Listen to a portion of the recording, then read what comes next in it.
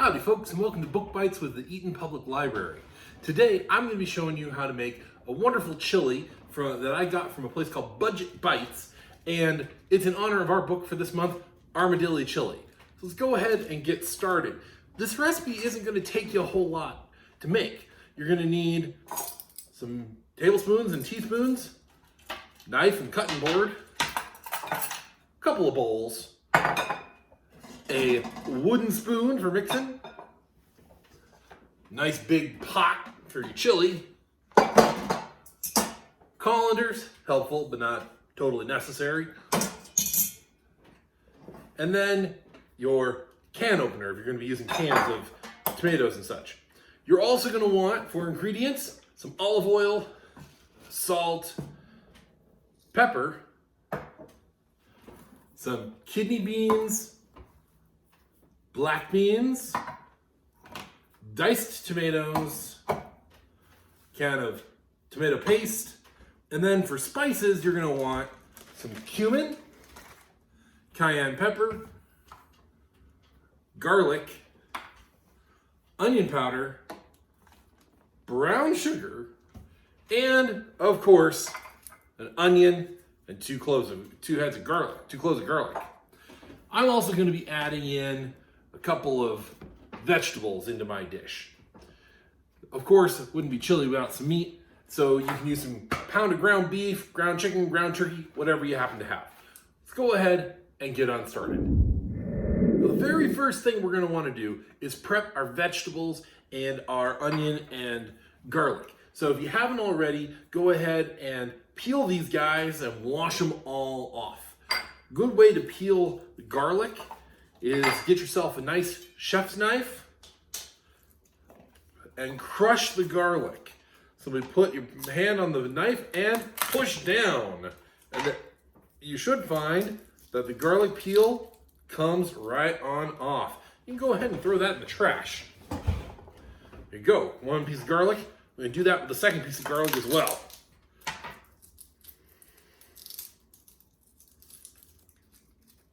Super fantastic. Once you have your garlic peeled, let's go ahead and cut off the very tail end of that garlic. We don't want any tails in our soup. Throw those in the trash as well.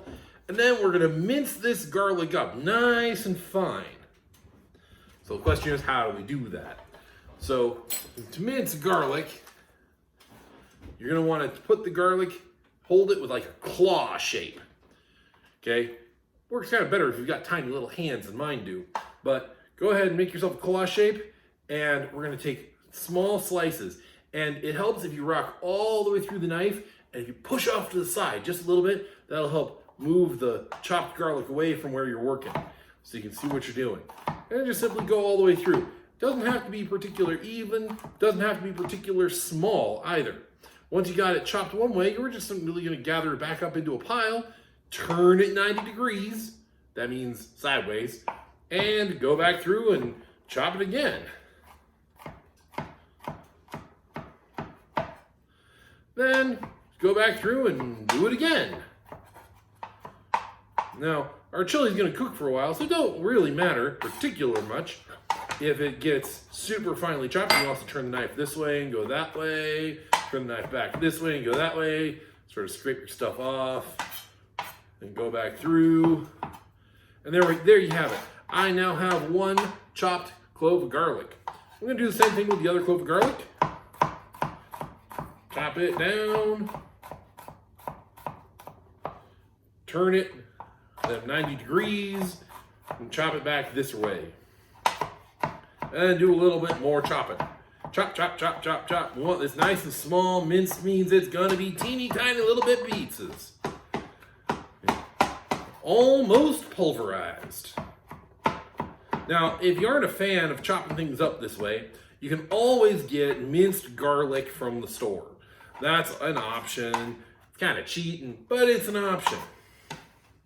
So if you've got little varmints running around, that might be the fastest and most simple way to do it. Just simply get yourself about 1 tablespoon of garlic for the 2 heads or a little bit more. Once you got this done, so we take one of those bowls and scrape it into the bowl. Voila, you're done with that there garlic. If you want to, you can rinse off your knife. It don't really matter for this particular recipe because we ain't gonna be chopping anything that isn't gonna be going in the soup. So, I'm gonna rinse my hand off though. Once you have your garlic all fully chopped, go ahead and set that off to the side. It's time to deal with our onion. Now, snow will burn your eyes, but only onions will make you cry. Now, let's go ahead and let's deal with this guy. We're gonna leave the tail end of this here onion intact. So this guy here with all the knobby parts sticking off of it, we're gonna leave that piece be for just a moment. And we're going to take a nice strong cut down through the other end of the garlic, other end of the onion. That'll cut off this papery part. Now, we may notice that we still have paper on the rest of our onion. So I'm just gonna make a cut along it up to there, and that'll allow me to just simply peel this layer of onion off. And we're just gonna peel that papery part off. And if I have to, I'm gonna just give it another little cut there. And there we go, see, just peeled right off. So go ahead and peel that part of the onion off. And if you find yourself sobbing into your bowl of oatmeal, well, that may just be the price of doing business with to make chili. So there we go. Got a nice peeled onion there. Go ahead and get rid of that onion skin. We don't want it. Certainly not in our soup. All right, so now, how do we want to cut this onion? Well, I'm gonna cut this onion into long strips. So to do that, I'm gonna cut, so I'm gonna take a cut that runs from about here, about an inch or so from the end of this bulb down toward the cut end that we already cut. But before I do so, to make myself a little bit happier so I don't cut myself, I'm gonna slice off a piece of the onion. Now my onion's gonna sit flat. It ain't going nowhere. I'm gonna do the same thing on one of these two there sides. And then I'm gonna cut these little varmints here. Now they're done, they go straight into my bowl. Now, like I said, I'm gonna cut from this end up to about 1 inch from the end of the bulb there. I'm just gonna cut straight down. Like that there.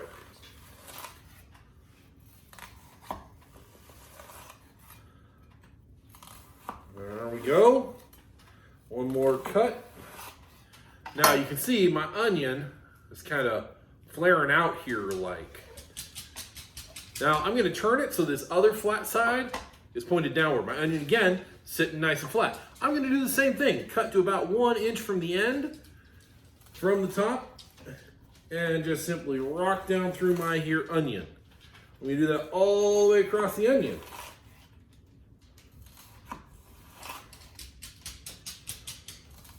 Oh, Susanna, don't you cry for me, 'cause I come from Alabama with an onion honey.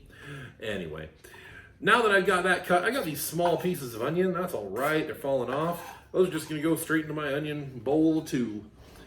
All right, now for the piece de resistance, I'm gonna take my here knife and I'm gonna make one cut from the top of the onion, down all the way through the onion, about 1 inch from the end of there, across the onion, thereby cutting off this whole end.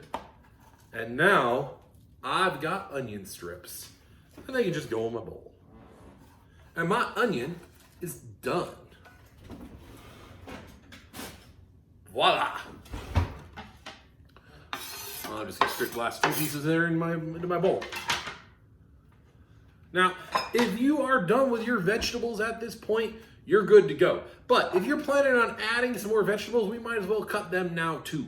And we're gonna put them into a separate bowl because we're gonna throw them in a little bit after we start the onions and the garlic. So I'm gonna do a zucchini here. Just gonna cut off one end, cut off the other end, throw away those 2 pieces. And then, to give myself a nice clean cut, I'm gonna cut one side off of my zucchini. Again, that gives me a nice flat surface. And then I'm gonna again cut a second side off of my here zucchini. Again, gives me a second nice flat surface. So now I can cut from that end all the way down through, that end all the way down through, and that end all the way down through. And now I can turn it 90 degrees like, and it's all still stacked on top of itself, just nice and neat as can possibly be. And I'm gonna cut from that end all the way down through the onion, all the way down through it's not an onion, this here's a zucchini. Got all the way down through the end of my zucchini, one end all the way through the other, and about 3 cuts, 2 to 3 cuts will do it. And then I'm gonna turn it 90 degrees again, and I'm just gonna chop, chop, chop, chop, chop, chop, chop, chop, chop, chop, and chop. Boom. I now have little teeny tiny squares of zucchini, and those are gonna go in this here bowl. I'm also gonna cut these 2 pieces down. Put that there for a moment. Here you go, Mr. Zucchini. Right as rain. Finally, our pepper. So how are we gonna cut the pepper? So what we're gonna do is a similar thing. We're just gonna simply cut down through the pepper. Now I have this internal here part and this top here part. I'm gonna chop the top, this internal here part, I'm gonna cut down the side of those seeds and just simply slice off some of the yummy meat of this pepper. I'd do the same exact thing if I were cutting a jalapeno. By jalapeno, I mean jalapeno. Cut down, so you got all of them cut off, and then just simply slice off the bottom. Throw away the seeds, and then take the top. And we're just gonna chop off the nice, tasty, yummy red parts. Get rid of the part that we don't want. And then we're just gonna chop these pieces down. Now you can chop your pepper however way you like it. Some people like them in strips, some people like them in chunks. So I'm gonna kind of strike the difference and slice them into small little squares. Ain't nobody can be mad at me that way. There we go. We'll just keep on doing that till it's done. Once you got your garlic, your onion, and any supplementary vegetables chopped, it's time to assemble your spices. So go ahead and get a bowl for your spices. Make sure it's clean and dry. And we're gonna need now our measuring spoons. Now really we're gonna need the tablespoon, that's the big one, the teaspoon, that's the next big one, the half teaspoon, that's the next big one, and the 1/4 teaspoon, that's the next big one. Basically, we're gonna need most of them. We're gonna go ahead and start with our chili powder. Now, chili powder, as you might guess, is one of the most importantest things in making chili. So go ahead and start with a full tablespoon of chili powder. Go ahead and just take a big heaping tablespoon of chili powder, just drop it straight into your bowl. Now you're done with the chili powder, so you just set it aside. Next thing you're gonna want is some cumin. Cumin is one of those ingredients that's really important in lots of parts of the world, but it's super important in your chili. So go ahead and use a teaspoon, that's the second size down, of cumin. Get yourself a nice big hopping thing of cumin and just, again, dump it right on in with the chili. I'm gonna add a little bit more because that was a little bit small of a full teaspoon. There we go. Now, you're done with your cumin.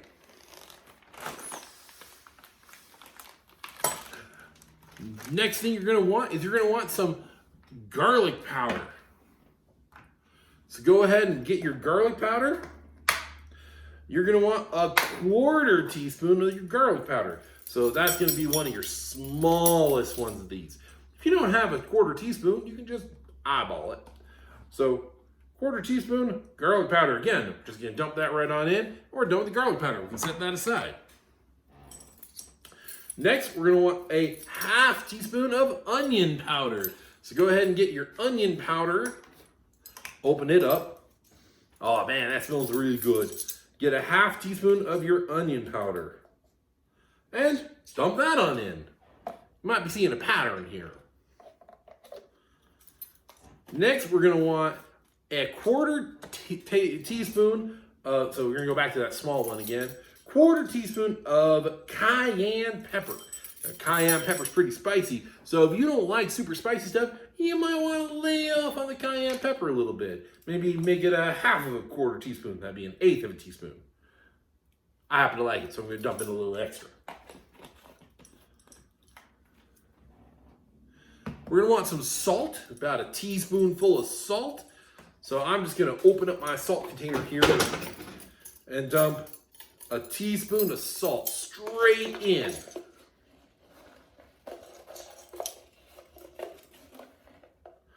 Mine's big salt crystals. It'll be just fine because I'm gonna let this cook a while and that salt will dissolve.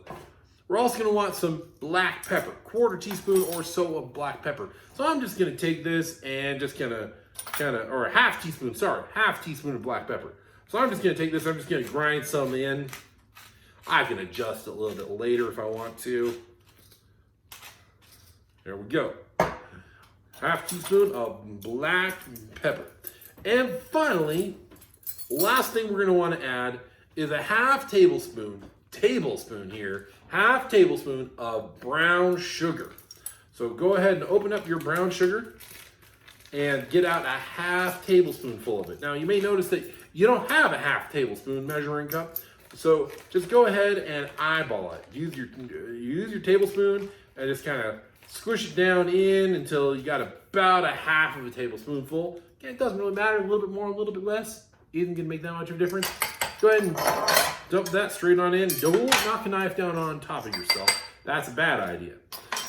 So, I now have all of my spices thrown in here. If you want to add something else, you can, like a little bit of cocoa powder or a little bit more paprika or something else. Give it a different flavor, mix it up a little bit, try some different unusual things. But your spices are now done. The only things left to do before we actually start the cooking is we want to open our cans of tomatoes and beans. So that's what this here colander thing is for, because you're going to want to drain these beans and get the liquid out of them. So go ahead and open them up to start off.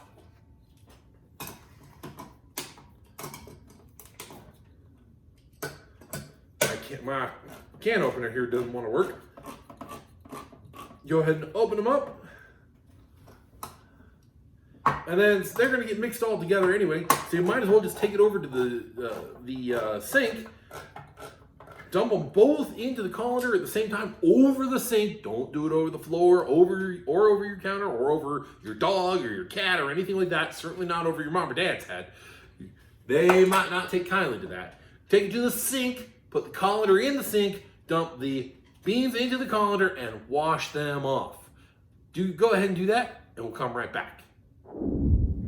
All right, now that you got everything totally clear and ready to go, last thing we really need to do is clean up our kitchen a little bit.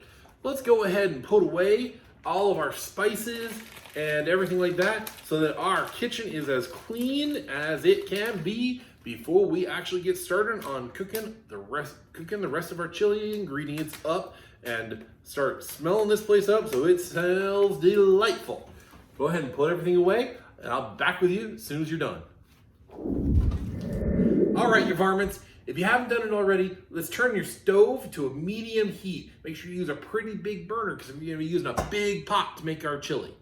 So go ahead and turn it on to a medium. That's about a 5 level of heat. And then we're going to throw everything into the pot.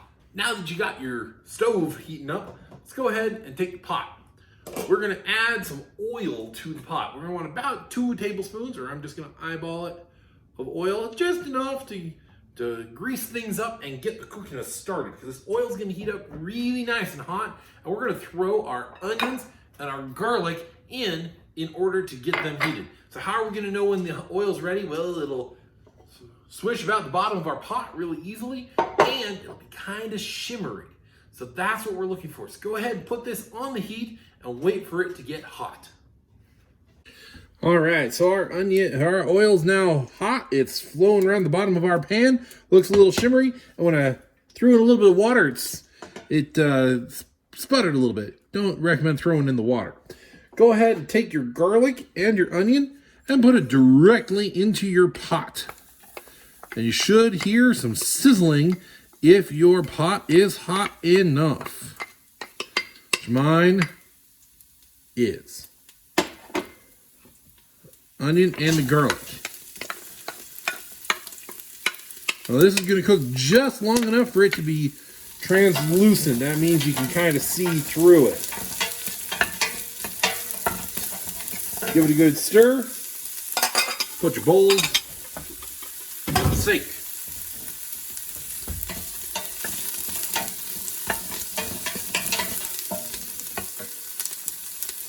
Let that sit for a minute. You don't want to overcook your onions and garlic. Certainly don't let them burn. If you do, you're going to want to start this part over again. So if they're looking a little translucent, you see through them a little bit, they got a really good smell. This definitely does. Take your meat, whatever kind of meat you're using, and just pour it right on in. We're going to be browning the meat, is what it's called. And if you can't guess, we're going to be cooking it till the meat's turned brown. You want it fully browned all the way through. So go ahead and stir the meat up into your sausage and into your onion and garlic. If you're using the meat other than beef, you may need to add a little bit more oil, which I am. So, because I got turkey, not enough oil in that. So you're going to add a little bit more oil to my dish.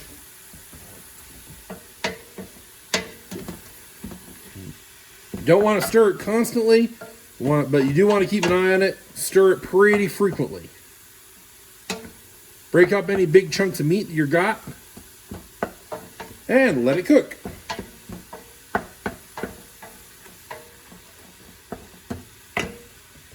Now my meat's been cooking here for about an additional 2 minutes, and from here it looks pretty about ready to go on.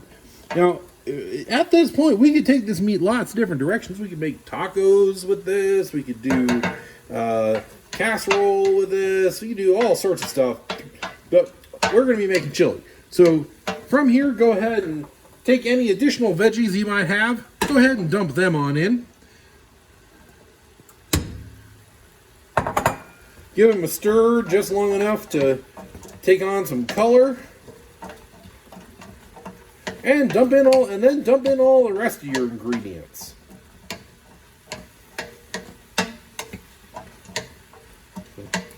So I'm going to let these guys cook for about a minute, maybe even less.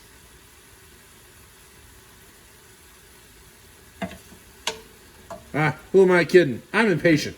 I'm just gonna go for it.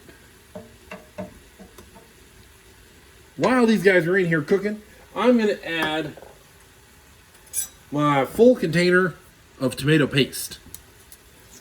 Knife's the best way to do that. And just plop it right on in. I'll worry about stirring it all up in a minute.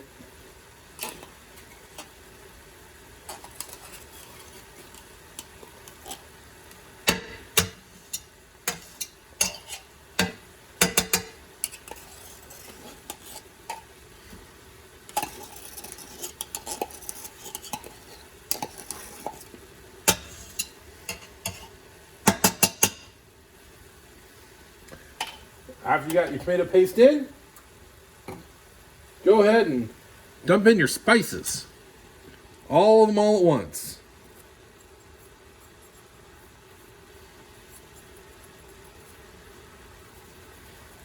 You can give it a stir here if you want.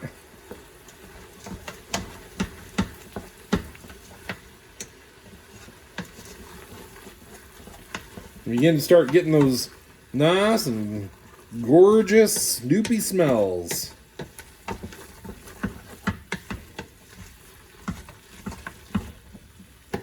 From here, go ahead and make sure you get your beans out of your sink.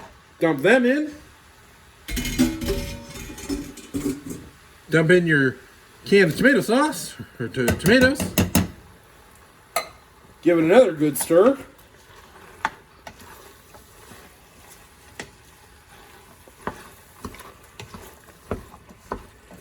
And then just fill up that here can with water.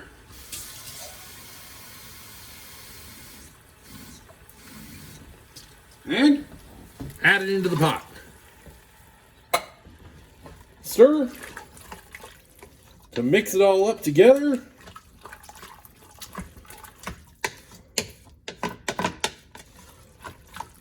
And put a lid on it.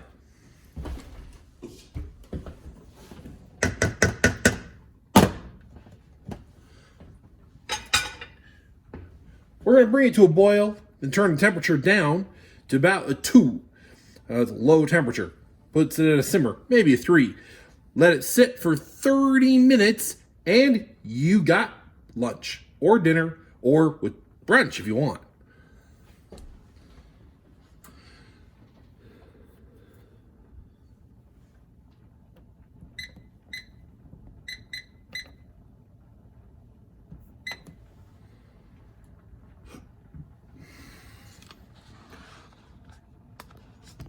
Well, now that your soup's all cooking, it's time to get ready anything else that you might happen to need, like shredded cheese, or if you want some chives or something like that on top of, or green onions on top of your soup. Time to get all of them ready.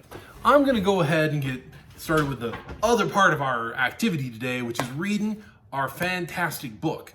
Today, I'm gonna be reading a book called Armadilly Chili by Helen Ketteman and illustrated by Will Terry. That means he done the pictures. So here we go, Armadilly Chili. Armadilly Chili by Helen Ketteman and illustrated by Will Terry.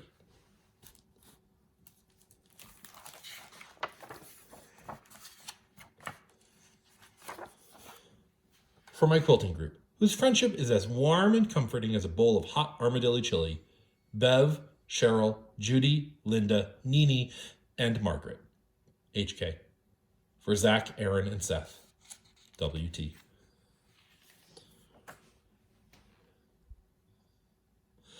Miss Billy Armadilly skittered down the lane. A blue norther's a-blowin', and my cold old bones are rattling for a pot of hot Armadilly Chili, she said.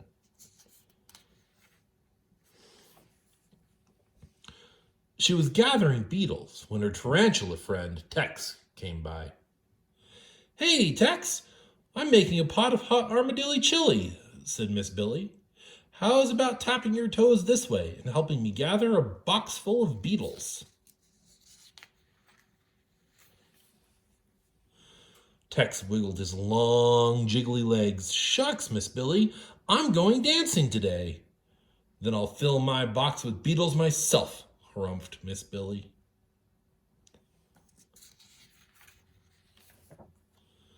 When she finished, Miss Billy headed for her garden. She was picking jalapeno peppers and chipotle chilies when Mackie the bluebird swooped down from his bush. A cold norther's a-blowin', Mackie. How about whistling us up a tune and helping me pick a peck of peppers for my Armadilly Chili? Asked Miss Billy.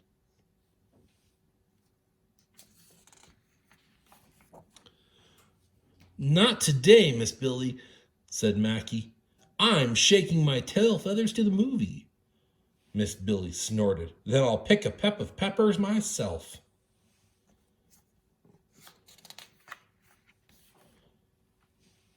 After she finished, Miss Billy scurried to the prickly pear cactus patch and started chippity-chop-chopping. Her friend Taffy, a horned toad, looked down from her rock. How's a gal supposed to concentrate with such a racket going on? Taffy, I'm chopping cactus for my Armadilly Chili, said Miss Billy. How's about helping me chop a chunk or two? Can't you see I'm lacing my skates? I'm skating the day away, said Taffy. Miss Billy's face turned red. Then I'll do the chopping myself. When her basket was full, Miss Billy hurried home.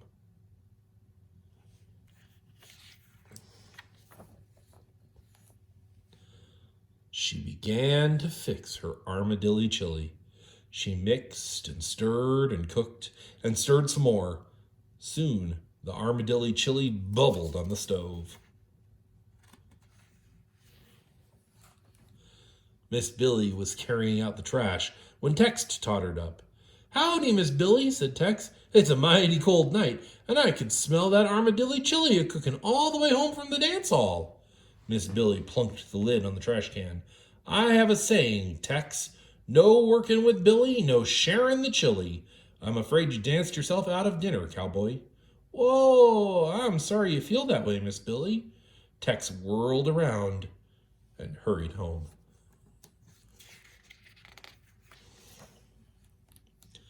Miss Billy stood there feeling sour as a scorpion. Suddenly, Mackie blew in on a cold breeze. "It's a rough wind a-blowing, Miss Billy, but I could face it if I could warm myself with a bowl of that fine-smelling Armadilly Chili." "Sorry, Mackie," snapped Billy. "No working with Billy, no sharing the chili. Maybe remembering that movie will keep you warm." Mackie's tail feathers drooped, and he flew away.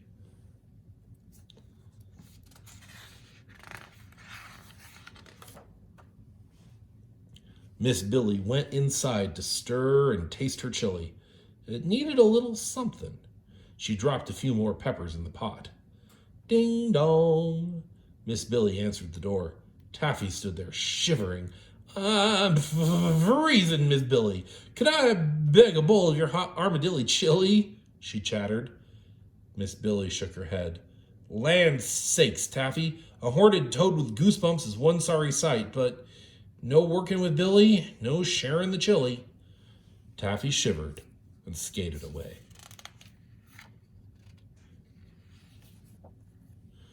Finally, the chili was done. It smelled delicious. Miss Billy took a taste. Her ears drooped. Her Armadilly Chili just wasn't right. It tasted flat as a Texas prairie. She checked her recipe. She hadn't forgotten anything. What was wrong? She looked around. Her kitchen was warm and bright and cozy. Outside, the wind howled and whistled. Miss Billy peered out the window into the darkness. "I know what I forgot," she said.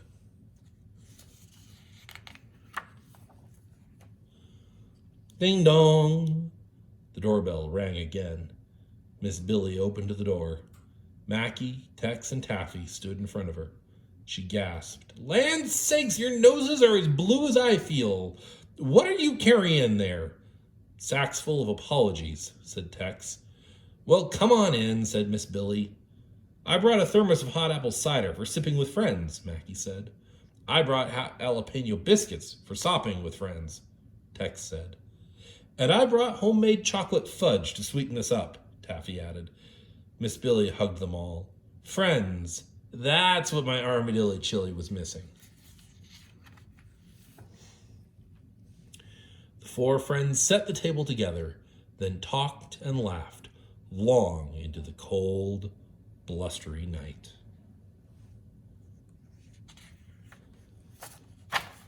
And the Armadilly Chili was perfect.